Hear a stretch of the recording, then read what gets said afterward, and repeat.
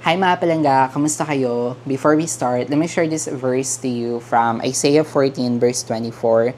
It says, "The Lord Almighty has sworn, surely as I have planned, so it will be, and as I have purpose, so it will happen." This is a beautiful reminder for us na kung ano man yung mga promise ni Papa God sa atin, o yung mga plano niya sa atin, or purposes natin here in this earth, is will come to pass exactly as He intends. And for today's video mga palangga, may panibago na naman tayong credit card, which is itong East West JCB Gold. It's my very first time magkaroon ng JCB card, and sa pagkakalam ko, ito yung card na the best gamitin sa Japan trip. So hopefully, this is the sign. So share ko muna sa inyo mga palangga kung bakit ako nagkaroon nitong card na naman o panibagong credit card. Honestly, hindi ako nag-apply or nag-submit ng application for this card.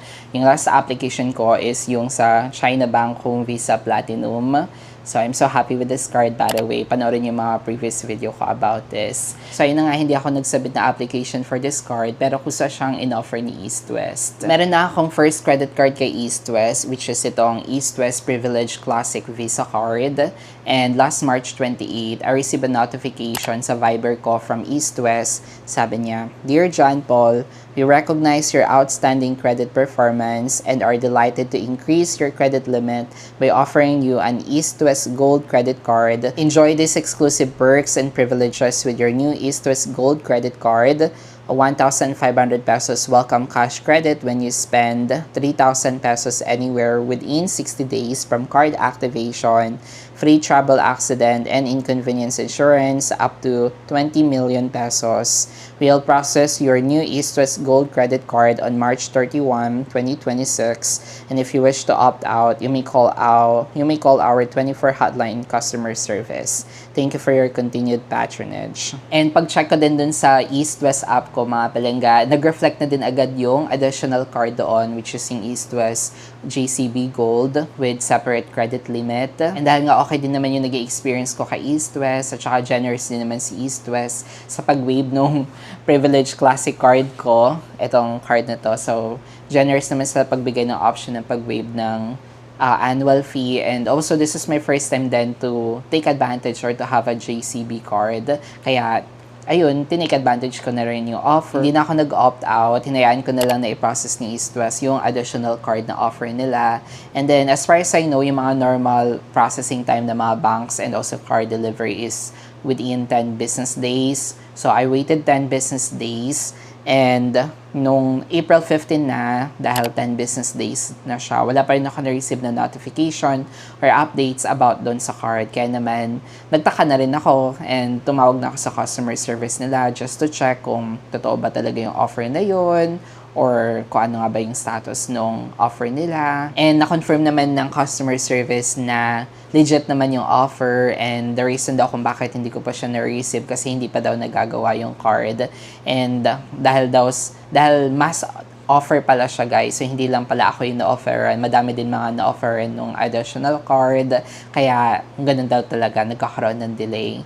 Pero, in-assist naman ako ng customer service. Sabi niya, ipaprayo daw nila yung card ko. Then, last April 19, which is after 3 business days lang din, nagulat ako kasi sobrang bilis. May na-receive na agad akong text message or update kay Go21, which is yung courier na magde-deliver ng card. Sabi niya, "Good day.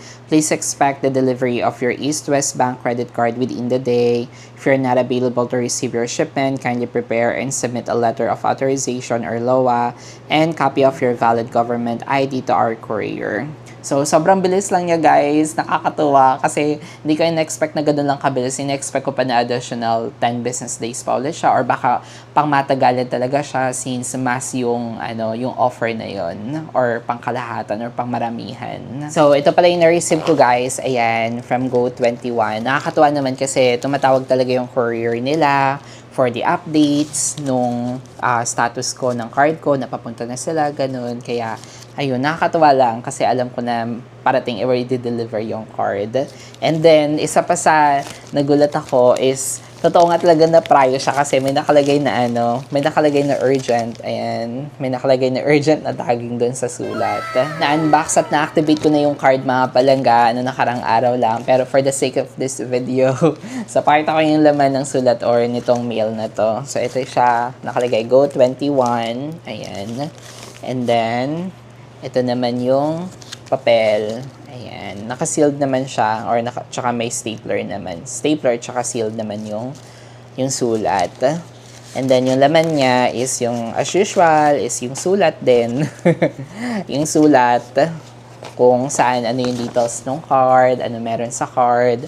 And also dun din nakalagay yung details ko like yung credit limit, yung how much yung pwede ko ma-cash advance, yung statement date, and also yung activation, kung paano siya i-activate, and of course, yung card. So, ito na nga yung hitsura ng card, guys. Ayan, color gold siya. And tapos, yung pinagkaiba niya lang sa una kong East-West, yung sa Privilege Classic, is naka-emboss yung mga card information niya. Pero dito is printed na siya. Printed yung sulat niya dito sa harap. So, most of the information is nasa harap. Yung card name, card number, expiration date, tapos yung member since, tapos sa likod naman yung CVV or security code. And then dito naman sa may side na to is yung JCB na logo. And easy to follow and sobrang bilis lang ng activation process niya mga palangga. In-scan ko lang yung QR code na nakadikit dito. May sticker siya dito. In-scan ko lang siya, tapos ni-route niya ako sa Instant Messenger. Tapos na-chat ko lang, ka-chat ko yung chatbot nila. Yun yung nag-process ng activation ko. At saka real-time naman siya. And now naman, basahin natin kung ano nga ba yung mga perks and benefits nitong card para magkaroon din kayo na idea kung okay ba to sa inyo or mali nyo, mag-interesado din kayong kumuha ng ganitong type ng card. So sabi dito, experience the wonder of Japan with your East-West JCB Gold Credit Card. So, ayun nga, hindi nga ako nagkakamali. Parang good for Japan talaga siya. Japan. So ito, get rewards and savings here in Japan and then everywhere else you go. Get rewarded whenever you use your East-West JCB Gold Credit Card. Earn 1 reward point for every 100 pesos qualified spend. Accumulate your points and redeem for airline miles, cash rebates, or annual membership fee waiver.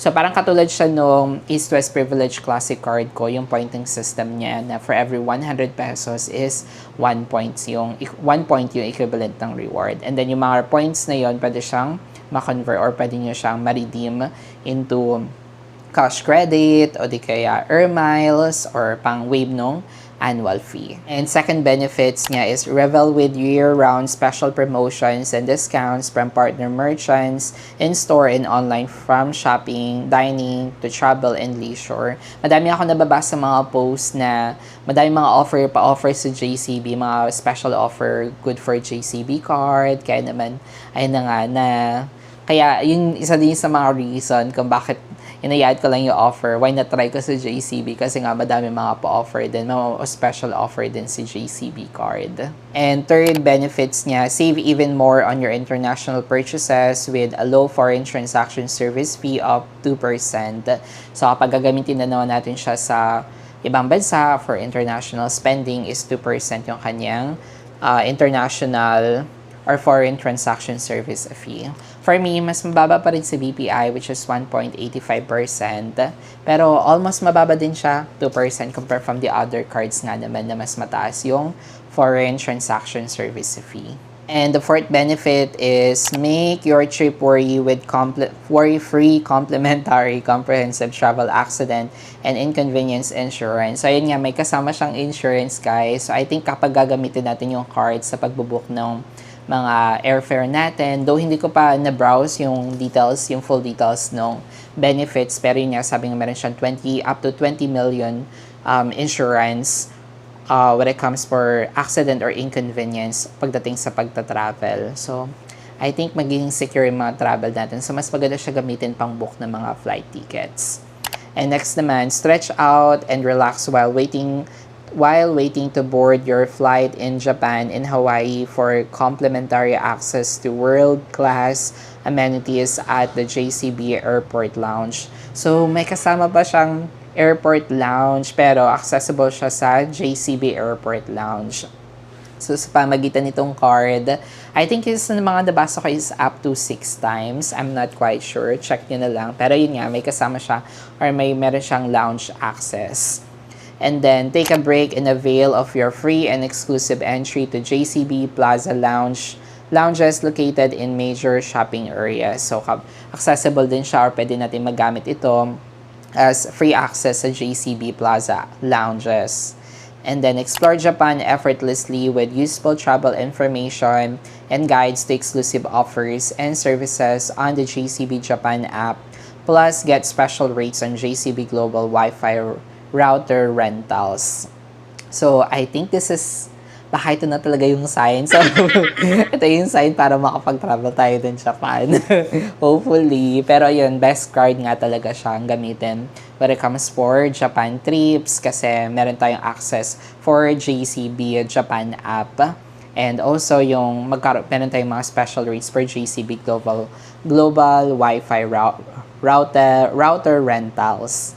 Ayan, kung gusto nyo alaman yung mga details niya guys, visit nyo lang yung kanilang website, official website para alaman yun or ma-check nyo din yung full details ng benefits nitong East-West JCB Gold. At yung mga hindi na-mention dito is yung nasabi nga dun sa Viber na receive ko yung text or yung notification. Sabi doon na meron siyang welcome cash credit of 1,500 pesos when you spend 3,000 pesos anywhere within 60 days from card activation. So, I think yun yung perks niya or yung pa-welcome offer nila. So, kapag nakapag-spend tayo ng 3,000, at least 3,000 pesos within 60 days, then we can get 1,500 pesos welcome cash credit. And pagdating naman sa annual fee, hindi siya naka-indicate dito, pero based sa research ko, yung annual fee nitong card is 2,500 pesos. Pero of course, as usual, check pa rin natin kung meron bang options for waiver ng annual fee kapag na-charge or once na ma-charge na tayo na annual fee nitong card. So, gawa ko ng video nito in the future if ano nga ba, mapabibigyan ba tayo ng annual fee waiver for this card? Ano nga ba yung mga options na ibibigay sa atin? Kung paano natin siya ma-waive yung annual fee niya. And I guess that's it. So, kung meron din kayong ganitong card mapalangga itong East-West JCB Gold, share nyo naman sa comment section kung ano nga ba yung experience nyo. Worth it ba gamitin itong East-West JCB Gold? Or ano sa tingin nyo, ano yung mga nag-experience nyo of using a JCB card. And don't forget to like and subscribe for more credit card videos. Again, this is JP and have a great day. Bye!